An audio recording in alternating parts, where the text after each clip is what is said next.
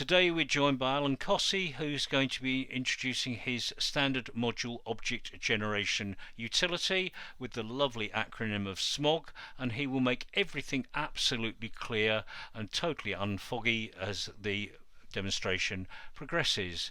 And without any further ado, I'm going to ask Alan if he would like to start sharing now.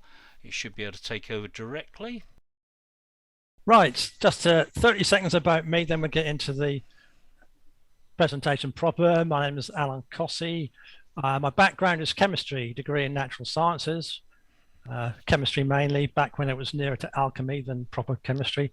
Yeah, so I worked for an agrochemical company for 24 years, and I got nudged into IT in the mid-90s to support someone who was using Access to create a really wonderful package that they're still using. Because the IT department wanted to do things in VB and Oracle, and they never got around to it. So I was there to try and support that. Back in 2004, I got made redundant, but that was okay because by that time I'd started doing some work on Access myself. So they paid me some money to go, and I used that to get me going. Like a number of other people here, I produce solutions for small to medium sized enterprises, SMEs, and departments in large organizations, including the agrochemical company who made me redundant 18 years ago. So I go back there, at least virtually, quite a bit. And a non-access related thing is I'm a Christian, I'm a licensed lay minister in the Church of England. The old name is Reader, but that confuses people even more than the new name.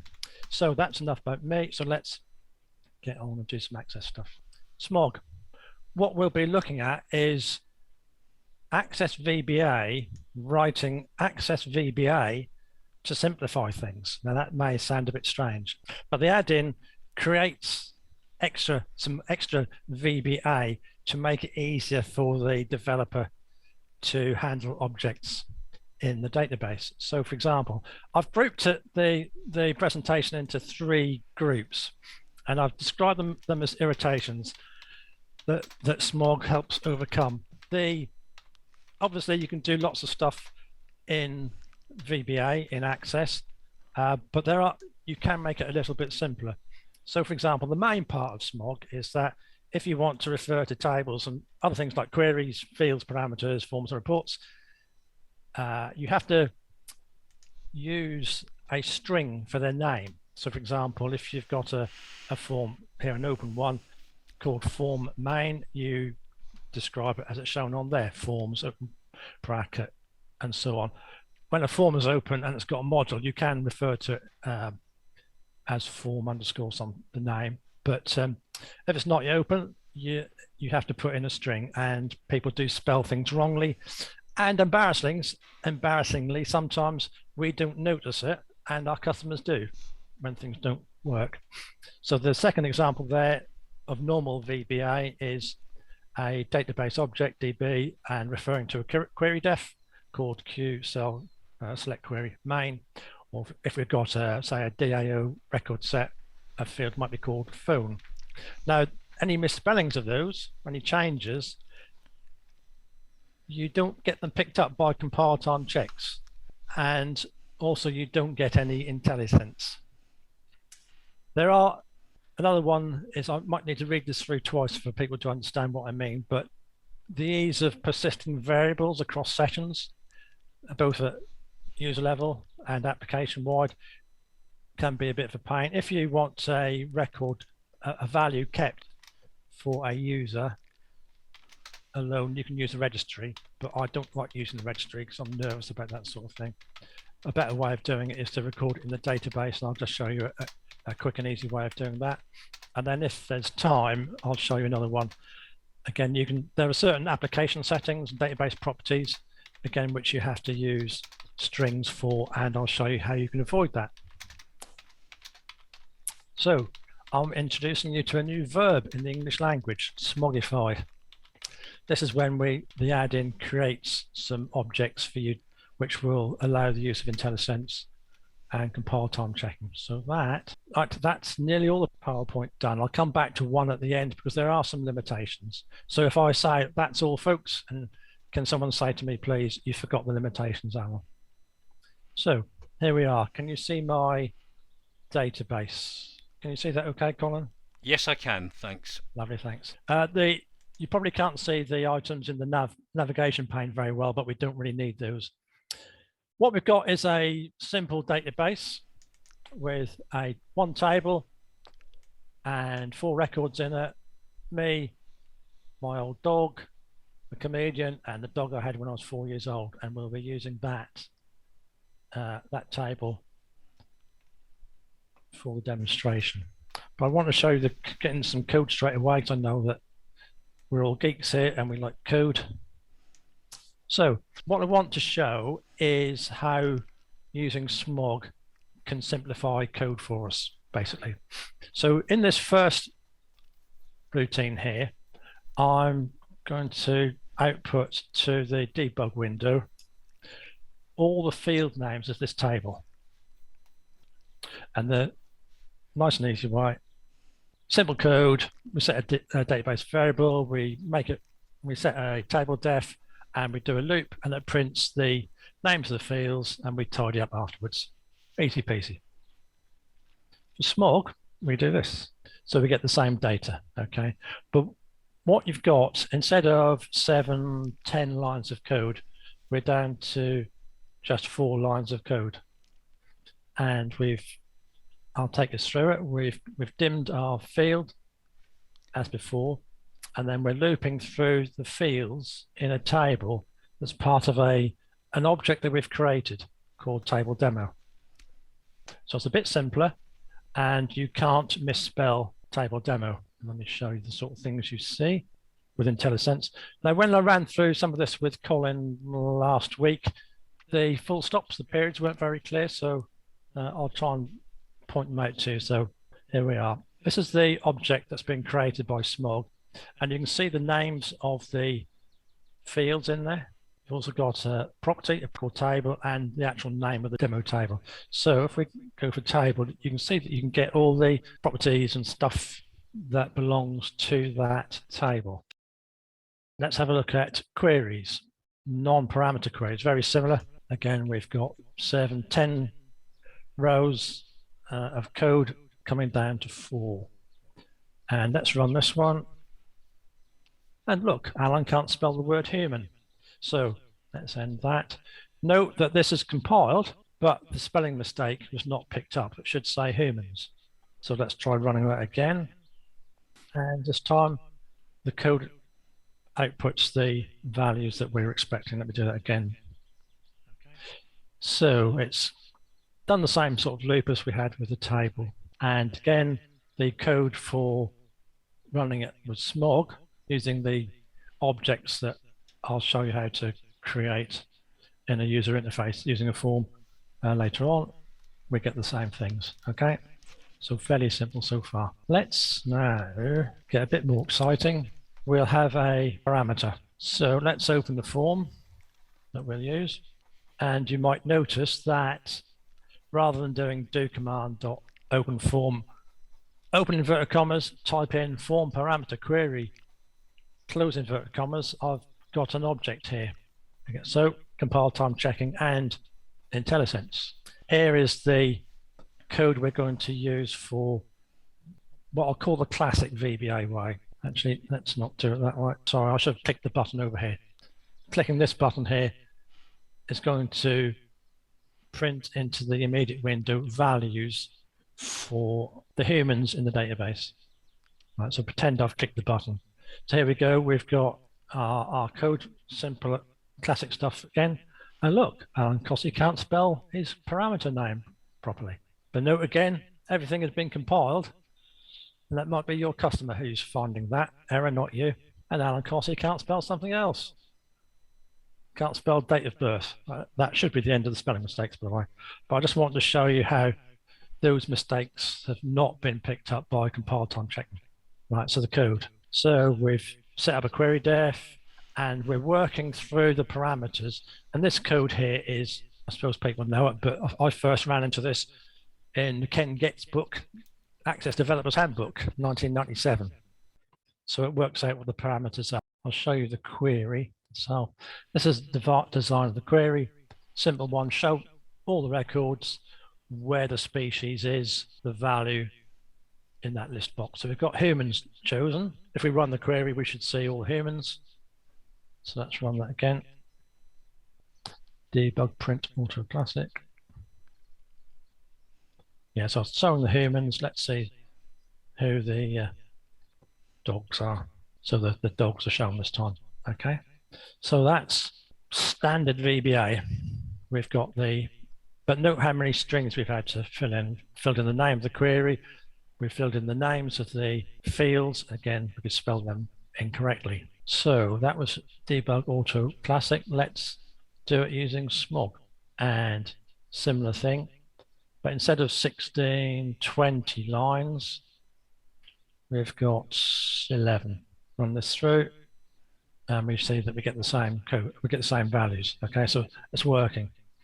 Queries have an optional argument where you can say whether you want it to evaluate the parameters automatically or not.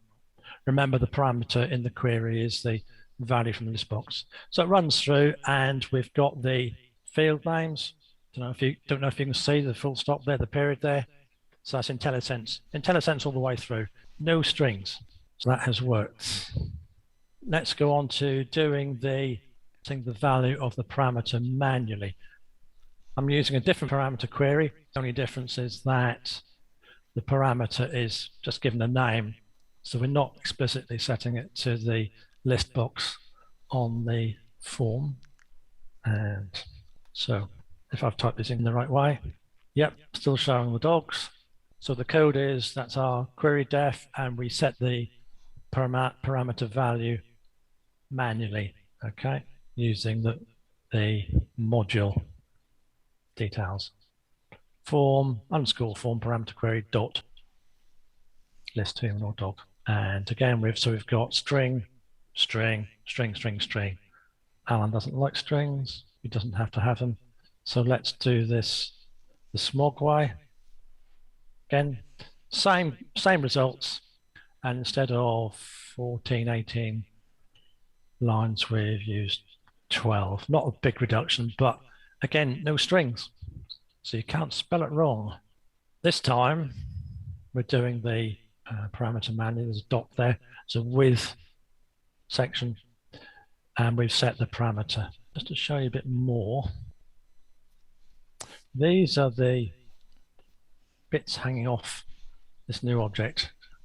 Okay, again, we've got the fields, date of birth, first name, person ID, species, and surname.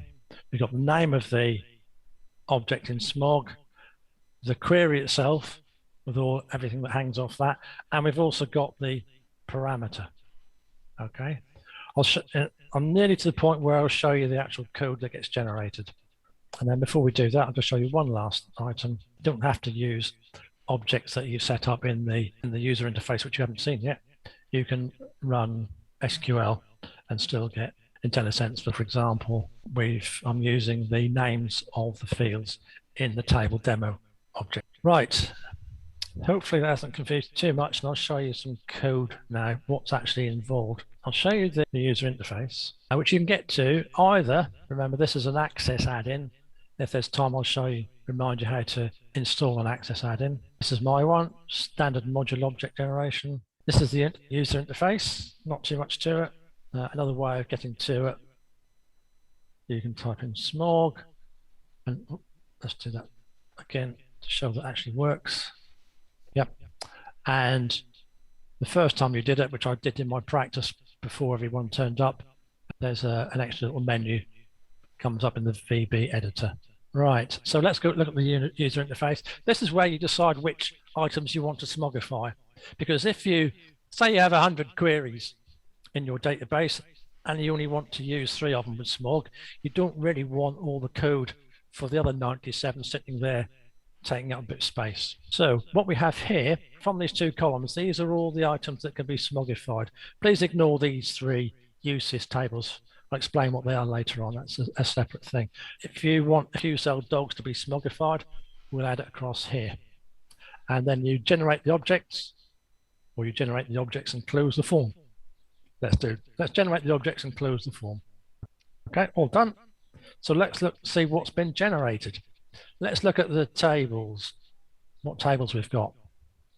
And this shows you the general principle. Remember, SMOG generates more VBA, stuff you don't normally need to touch. So why it's done this, remember this is a table, our single table with just 4 lines of code. That's the table we're looking at. What it does is it creates a type, a public type, and then a public property. And to use the thing, we just use the name of the property. Now, fully, we would do SMOG tables table demo, something like that. But if you keep all your database object names unique, you don't need this bit. And this is how I was using it in the examples earlier on. Okay, so what happens is let's stop the code as it runs through. So the public type has the table as a table def and name as a string, and then the field names are what I've set up as SMOG objects. You could use it as a straight string, but this is just for be consistent all the way through. This is just another public type. It just means that you have to type in the property name. So let's do date of birth. Using SMOG object makes you put name on the end just for consistency. So when we run this through, we'll see that we set up these values here, works through, easy peasy. So when we return table demo.personid.name, it gives us person ID. And when we set the table property, we get the full fat table def. So the theory is fairly simple. Writing the code for doing this is not quite so simple. But I've been using this for 15 years and it works nicely. Let's look at what you get with the queries, because that's more complicated. Most of it is similar to the table def one. You've got a query instead of a table def. You've got your SMOG objects for the field names, and then you've got the parameter bit. That's the extra bit. Those are the types for our 4 or 5, 6 queries we've got. And then again, this bit in the public property is similar. We've got the person IDs and so on, but then we've got a bit about parameters. Now, I mentioned that you have a optional argument qsol.print debug print param query. If you want it to evaluate the properties automatically, like take a value from that list box, you can just leave that blank, or you can type in eval params colon equals true. I usually type it in just so it's clear for whoever takes over from me when I retire in 2 years' time. There's an extra bit of code, eval params calls this, where it works through. This is the bit of code from Ken Get's Access Developer's Handbook. That just gets called. Simpler for forms, just do it this way. I'm bothered with a port because it's so simple. Right, that is the first part of the presentation and the most complicated and the most useful. I can answer questions here or I can answer them at the end. May I ask a question? Alan, I find this very interesting. When you refer to your objects, have a quick look at the object a second for a table, because when you've got the field name, .name, but then you have the field name as well. So I'm thinking you set the table. So if you wanted to access the actual data, you'd have to say tubbledemo.table.field name. Is that right? You can do it that way, but if you look down here, now let me go back to one of my examples. Because the reason I asked is I noticed that the only data you hold in your type, your object, is the name. Now all the other stuff is, I was expecting to see like field references so that each one had. If you look down in the immediate window, you can get to the whole everything to do with table demo, the table through the table, yeah, right through that. If you want all that stuff. So for example, you want the date created, that table last month. Okay, if you want all that stuff, but more quickly, if you are doing say a record set, I'll ignore the parameter bit. Yeah. All right, but this is a query or a table def. Table def doesn't have the argument I get that they'd work at a similar level. But you open a record set on the the actual query that's in there, QCell debug print param query one object. For a table, that would be .table. Dot table, that's correct. Then you've got access to the names of the fields, because we're within a with or query, and then you can get to them. Which is the same as the object. If we call this QCell debug print blah blah blah, that's the object. Yeah, the top object. It would have been a lot easier if you'd gone to the Tubble demo, to be fair, but there we go. So we've got that object. You also have the names of the fields within that object, but you have them also within the table.field. Yeah, that's just easier. It's just easier to say. So RST, right? These date of birth, first name, person ID, and species and surname are picked up from where you say at the top level, rather than having to go to the query fields and get them from there. They are going to the query fields and getting them from there. Yes, but not at runtime. Where is the benefit of having? Let me focus on the table one for the moment, if I may, because I find that easier to work with. So you've got a table object, which isn't a CAO.tabledef. It's one of your SMOG object, and you've got the .table item in there, which to me it seems that has the crown jewels. That has everything you need. That's correct. And then you've got these other things which are just names, and I'm wondering what are the benefits of those? Because noticing your code, most of your code that I've seen so far at least says with object dot table dot whatever, or not necessarily dot. So it's with, and so everything's within the table part of that SMOG object. So why do you have the names done? What benefit do you get from having those names separately in the SMOG object too? If I have understood your question, which I might not have done, and so if I haven't got it right, ask the same question again.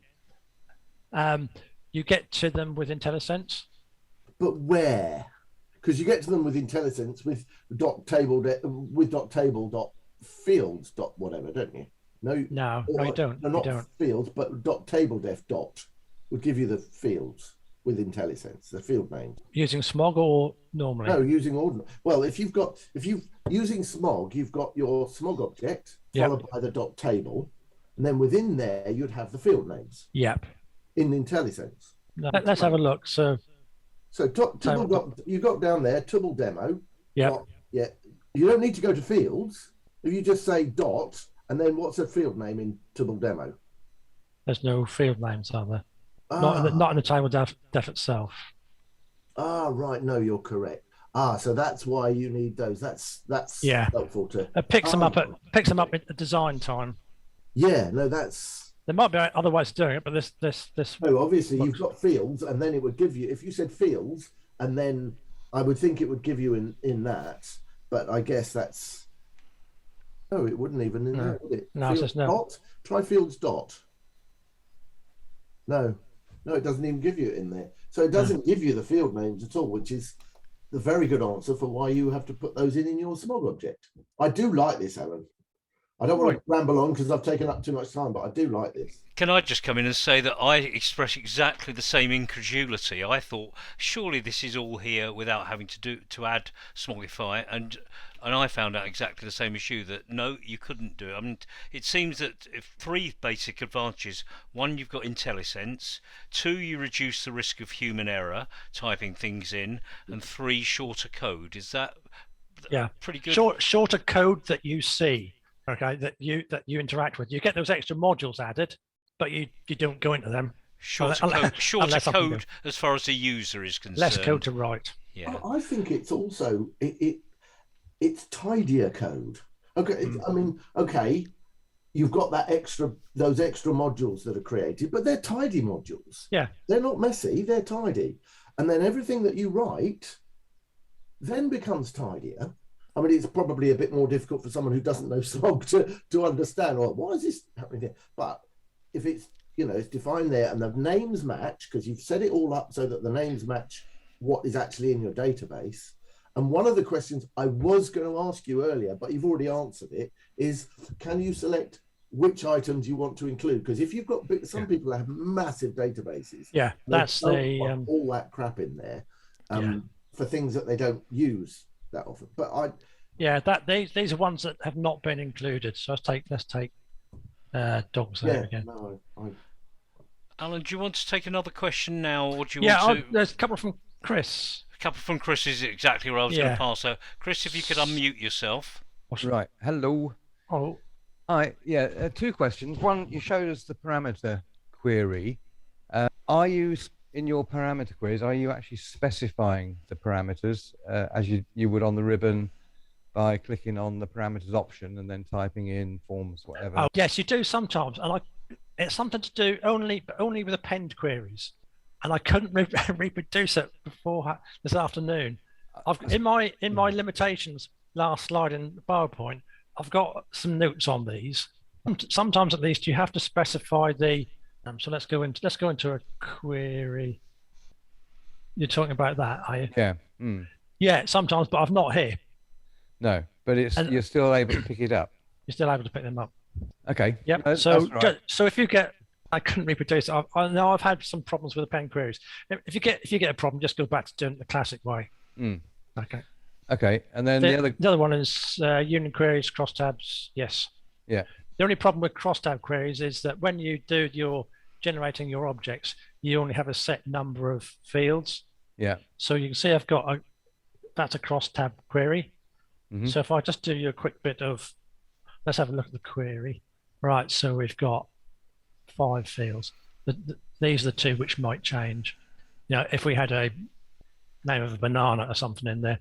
Okay, so in the actual SQL, are you specifying what columns to pivot on, or is it again working it out? No, you have to create your crosstab query, and though you can set the names, can't you, manually? Yeah, but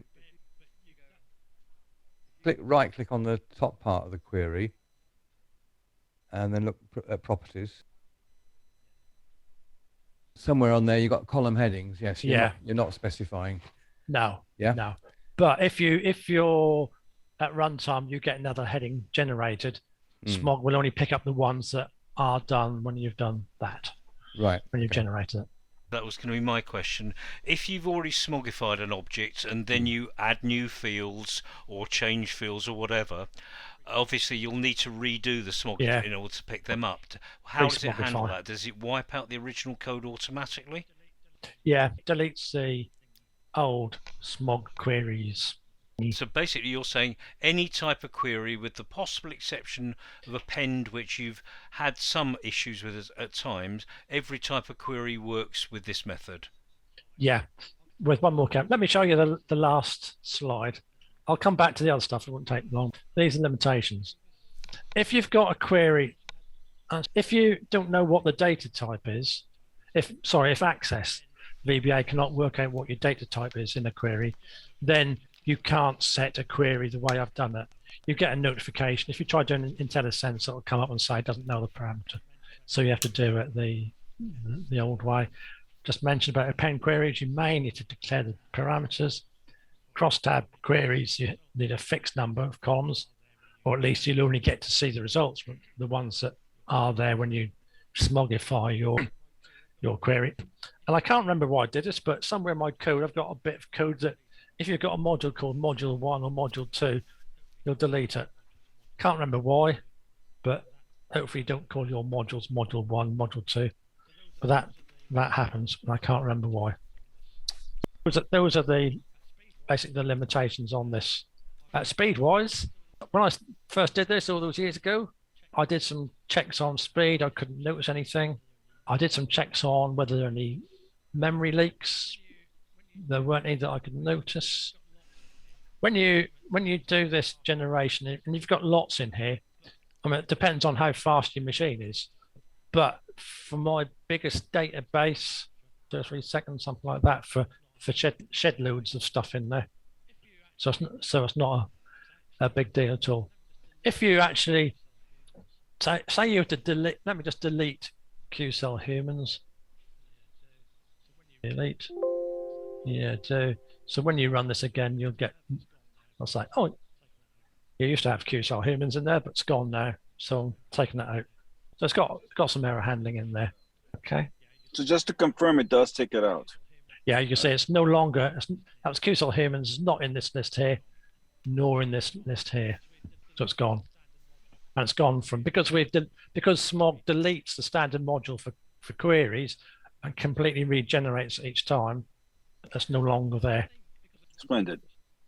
I would think, because if you do lots and lots of times, you might get some bloat, but then I routinely compact and repair my stuff. Anyhow. Yeah. Can I ask a question? If you delete something from the right-hand side, shouldn't it then add it back to the left-hand side? Well, you can, if you move it out, yeah, but I actually deleted it from the queries the query as well. So there no longer is a query called QSOL humans. If you just move it out, then yeah, it's gone. Yeah. And if I were to generate it again now, my code would fail because I've de-smogified it. It's probably blindly obvious. If you've got a stacked query, you would need to smogify each part of the stacked query. No. No? No. It does it automatically? Yes, because it can work out what the fields are. Wonderful. The only problem is if you've got, I think, some calculated fields. If you've got, say, a calculated field, not a calculated field in the table, but if you've got a immediate if something, and your result, if Access VBA can't work out what the data type is, then that'll complain and tell you that you can't do your parameter, but everything else works. You're going to tell me it can even deal with horrible fields like complex fields like multivalued and attachment fields? Yeah, I'm not touching them. No way, Jose. So you've never tested it, so you can't tell. Good, right? No, once bitten, twice shy.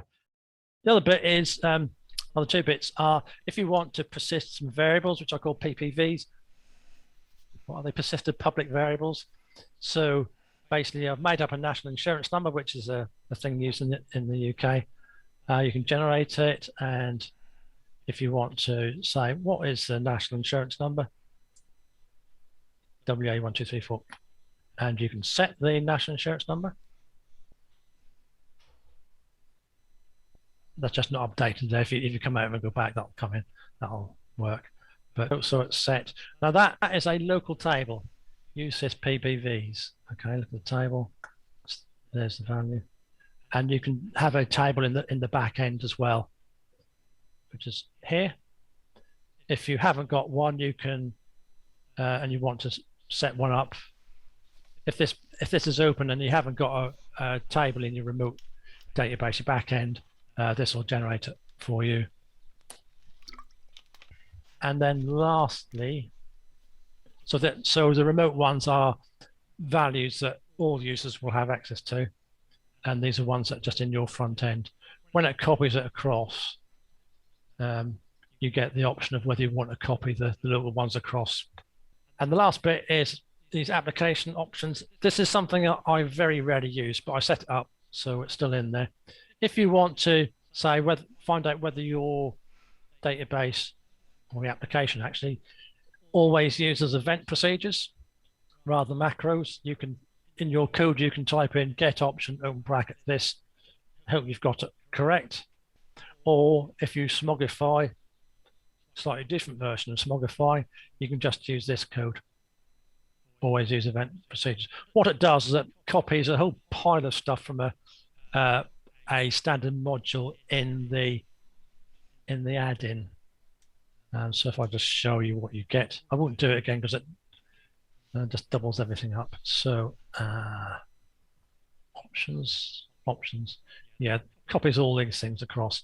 So if you want to know whether your application checks for new unassociated labels, that's in there for you. Now, I'll make absolutely no guarantee whatsoever that these work because I've only tested 1% of them. There may be some missing. There might be some that are no longer valid. This is an old thing, but that might be of use. And that is it, gentlemen. Do you have any more questions? Well, this is quite impressive. I wanted to let you know, Alan, I'm quite impressed with this SMOG technology because this is the holy grail, right? The VBA development. Be able to do Intellisense with tables and queries and fields. And I wanted to ask you, in a complex project, what's the most tables and queries have you smogged? One customer, dozens and dozens and dozens. I can look up. You know, we tend to deal with large access applications, ERP applications that are running large factories, and you know, it's not uncommon to have programs that obviously have hundreds of tables and hundreds of forms and reports. We're really pushing it here. I was wondering if you ever ran into limitation of smogifying too many queries and tables. Let me show you briefly. Here's SMOG for it. So 1, 2, 3, 4, 5, 6, 7, 8, 9, 10. So 20 odd. 1, 2, 3, 4, 5, 6, 7, 8, 9, 10, 11, 12, 13, 14, 15, 16. 16 times 20, 320 odd items. Now, why would you smogify a form? Just to get the name easily. So if I'm in my, say, my ribbon code, rather than do command.open form space inverted commas, then the form's name, close inverted commas, I might misspell the form name, so I just use it for that. It's it's a lot less complicated than for tables and queries, but just a simple thing. Same with reports. Now, every time you smogify a object, is it creating a module or is it added to a module? It adds to a module. All the queries go in one module. Yeah, all the queries go in SMOG queries. We've only got 6 or so here. All the forms, such as they are, would go in there. There would be a SMOG reports if you had that, and tables go in SMOG tables. That's EPV stuff. Local, that's the back end variables. Options is that one where I copy down all the application and database stuff. Will it, if you do a form, will it also smogify the record source of list boxes and so on as part of under the queries? No. Okay. No, because what I do there is I'd use, because I'd only access them. Well, I only access them when they are when have the form open. So therefore, you could use form underscore FRM, get them from there when the form is open. And you have to make sure there's a module. Actually, one extra thing. I forgot, when you have a table, I've done here, this actually sets the has module property of the table. Is that right? Of the form, beg your pardon, of the form. It sets the has module property to yes. So you can access properties of an open form in that easy way. I didn't want to duplicate stuff there. Excellent. So all you're doing for performance and reports is the name property? Yes. Yeah, that. You're not doing anything for the record source? No, could do. So if I want to reference the record source, I can't use the object. If the form is open, you can Alan, it's more complicated because we looked earlier at this form underscore, and that's the master. But when you open a form, it's just an instance. It's not the definition of the object. It's remember the class of the object, and that's everywhere else you've got the object. It's a single thing. With a form and a report, it's just a template for the object instances. So that you couldn't do that in the same way. Does that make sense? Yeah, it does. I mean, maybe I missed something here, but when I did this all those years ago, this was for me, and I'm retiring in 2 years' time. So if people want to use this and change stuff, if it's of interest, you can take it and do what you like with it. Do you not charge for it? No. I mean, maybe that's me being naive, but I've had so much stuff from other people over the last 20 odd years. I'm with you. Yeah. I'm not going to say you should charge for it, but there's certainly, I can imagine, I know a number of people that work in Access, and the idea that they can get all of this converted to Intellisense, the things that so many people struggle on. It's fine, use a string, no one cares using a string, but the ability to have errors and the ability to get rid of errors and using Intellisense makes it easier and less prone to error. And when you're running a shop like Juan is and Armin is, they've got coders doing things for them, and the development time when they don't have to fall over all these problems that they create themselves I would imagine, obviously, Juan will tell you better, more clearly than I can, but I would imagine that could be quite a cost save in time and money. Yeah, absolutely. Well, the fact is, like, there's some costs associated with access user groups that I absorb as my way of being back in the community, especially that SQL converter tool that we have on the website converts access SQL to T-SQL. Boy, that project took hundreds of hours, and we just ask people to, we don't charge for that, and I know there's a lot of use of it every day. People use it, so thank you so much for making this free, by the way. Okay. I'll say I'm retiring in a couple of years, so. On the subject, Alan, you're going to make this add-in available for me to upload to the AEU website, aren't you? After, yep, which is wonderful. So this is an add-in, and if there's time, you're going to tell us more about that. Does anyone have any general questions specific to SMOG before we carry on and before Alan does talk about it as an add-in? I've got one more. This is working with access tables. Does it also work with SQL Server or? Yes, linked. Linked, yeah. Yep. Yeah. Okay. SQL Azure, so presumably SQL Server as well. Okay, thanks. Colin, I'll just remind people of how to install an access add-in, because please. there's a gotcha on that. So let me take this. I can't show you totally because it's actually installed, but I'll take you through the process. When you're install an access add-in, unless you've got something clever like Kevin Bell's stuff, you need to run access as administrator, because otherwise you'll think that you've installed it and then you'll find you haven't. So an easy way, can you see my screen? Am I still sharing? Yes. Find an access icon, right click, more, run as administrator. So what you can do is you can go into a database and you get to this in one of two ways. Go to your add-ins. There's an add-in manager. See if I've got it installed. SMOG2 is the name. But if you want to add an access add-in, what you do is you can have your add-in wherever it is. Let's find a different place. Access group. Right. So what you do is you find it, you click on it, and then you click open for some reason rather than doesn't actually open it. And then I can't do it because I've already got it in there. But then you'll get, it will come up like that. You then need to finish off, and there you go. And it's installed.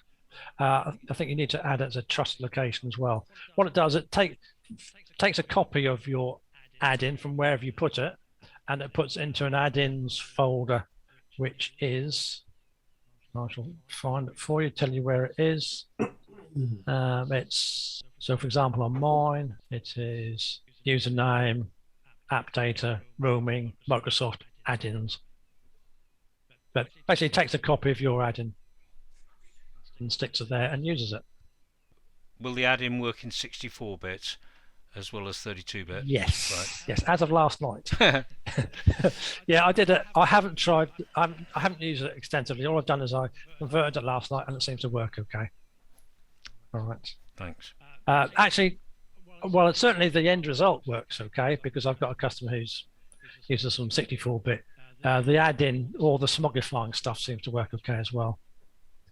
Just for your delight and delectation, when you create an add-in, you have to create a table, and this is where Access gets its information from. There's some redundant stuff in the add-in which you probably don't need to know about, but if you were using old stuff, you get some reminders here. But you really don't need to open the add-in itself. If anyone wants to fiddle with it, you can look at the add-in directly. All right, but actually getting to use the add-in, you take that route that I showed you. The other route is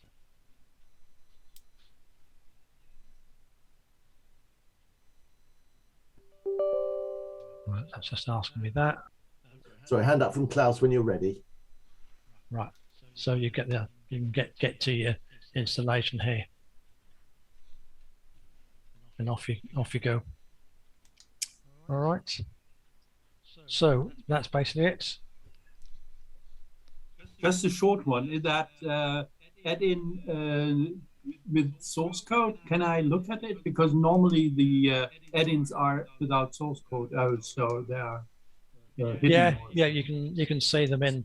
Let me open that one up again. The right one. Oh, that's great, because if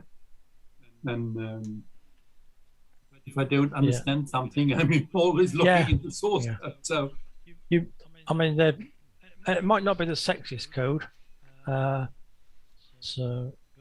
it works.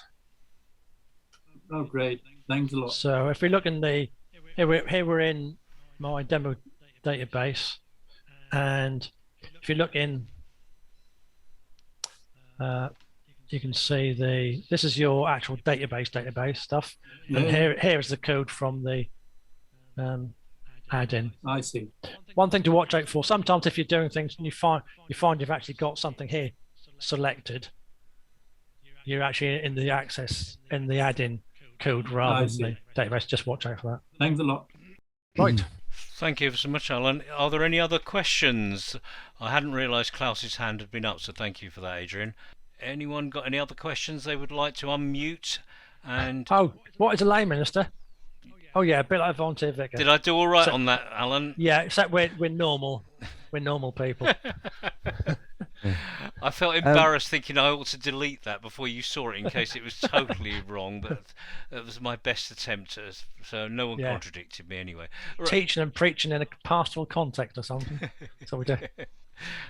Right. Any other questions for Alan? Chris is waving. Yeah, just a quick one. So you've developed something using SMOG as your add-in. You then want to send that off to the customer. They don't need it. They don't need it. They don't need the add-in because they're not doing any development. Okay. They will get the SMOG queries. They'll get all the standard modules that have been created. Yes. But they don't get to. They don't get to modify it. Right. Yeah. Okay. Thanks. And of course, if you then changed anything in a new version of the front end, then you'd Rees-Mogg-ify before you distributed that. So that's not a problem. Yeah. I was just about to say that one of the nice things, and you were saying you Rees-Mogg-ify, then you recompile. Yeah.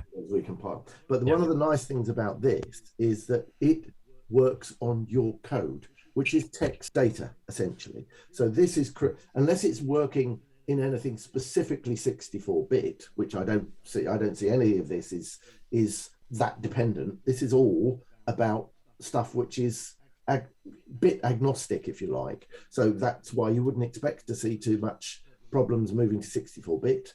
And you don't need to pass it on, because once you've done it, it's made the code in your own data. It's done whatever updates to the code in your own database. That's right. That's correct. The SMOG modules that the end user gets is totally bit agnostic. The only stuff that is bit dependent is I use some APIs just for searching and selecting, doing multiple selections in a list box, something like that. Right. But it's only minor. Hopefully I got those right. But yeah, what the user gets is the same whether they got 64 or 32-bit access. Well, your product, essentially, when I say product, I don't mean the product I mean that which is produced by your product is code, which is text, and it's not, that's what, and that's then stored within the database that you run it on. It's not dependent on the original thing. It's a less fancy thing than say VB Watchdog by Wayne Phillips. He stores machine code. I'll just stick with VBA. It is less fancy, but it's so much. It's essentially guaranteed portable. It's guaranteed that there's no dependencies. There's no I can't sell it to someone unless they've got a particular license for this, because they can't run this, that, and the other. It's all really solid. Pete Bryant's got his hand up. Sorry, I managed to mess up the display for a second there. Pete? Yeah, I just wanted to mention that the RPs it's only 64 is only important if you have any APIs in it. Yeah, that's only in declares. the generation. When you only there's only some APIs as part of the use of the user interface. And as long as you define the APIs correctly, then you don't have any problems with 64-bit. That's correct. But I only did it last night, so I think they're right. But the end user, there are no APIs in my stuff, so yes, it doesn't matter whether they have 32 or 64-bit. Pete Bryant. He's just. Are you there, Peter? Yeah. Oh, there you go. Late now, but when I said yeah, got your Darth Vader voice. Can you say that again, Peter? That went all Darth Vader on us there. It's going to be a bit lame now after all this. When Aid said Re-smogify something, it came over very much as Rees-Mogg-ify, which is a very different thing.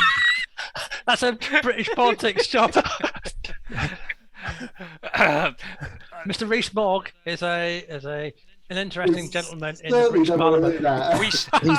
There is a rule about these Jacob things, no Rees-Mogg. swearing, and I think Jacob Rees-Mogg is a swear word. No, he's not all complete. Mr. Rees-Mogg, he's the MP for the 18th century. Let's not get into Rees-Mogg. I might get upset. That was a brilliant comment, though, Peter. Thank you for coming up with your Darth Vader voice to make that. Right, are there any other questions of Alan? Because that has been a very interesting presentation, and I think a lot of us are raring to try this out properly. So I will upload this as soon as he passes it on to me. Any other questions for Alan before I broaden this out? Yeah, if anyone wants to ask me any questions, alan@pdtl.co.uk, Papa Delta Tango Lima. I'm going to take the sharing over. So next month we have Mike Wolfe all the way from America, who's going to be building ribbon interfaces in code, which sounds good. And after SMOG, I thought I would use something that Donald Landy came up with, which was brick for next month. So we go from SMOG to brick, and there's now a challenge for everyone to give us a nice acronym for their presentations. So hopefully that will be very clear and useful. And as I said, I was expecting Mike to join us. He was certainly intending to. Sadly, he hasn't done so. You can already find out more details about that on the Access Europe website, as well as the presentations we've got booked at the moment all the way through to December. I'll come out on my screen again. One, you wanted to mention the Madrid conference that Juanjo is actually running, and if you would like to do an advert for that. Yeah, so we have our annual conference in Madrid, which has occurred for 2 years. And we're excited about going there this year, and it'll be June 18th. And it's an all-day event. In fact, Mike Wolfe will be presenting at the event, and we'll be translating simultaneously. I'll be presenting in the event in Spanish. I'll optimize SQL Server with Access. So if you guys are inclined to spend a beautiful weekend in Madrid in the summer, join us for dinner Friday night, which is everybody's going to pay on their own for that, but on Saturday, we have a full day, plus the lunch is included, and the fee is 65 euros.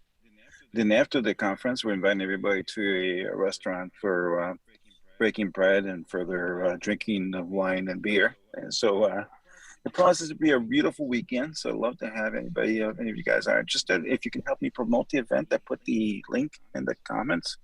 If you can tweet about it, blog about it, Facebook about it, I really appreciate it from the bottom of my heart. Thank you again for allowing me to promote this here, Colin. Appreciate it. Thanks, Juan. Thanks all for attending. It's been another excellent meeting, and lots of stuff for us to actually try out once we get this on the website there.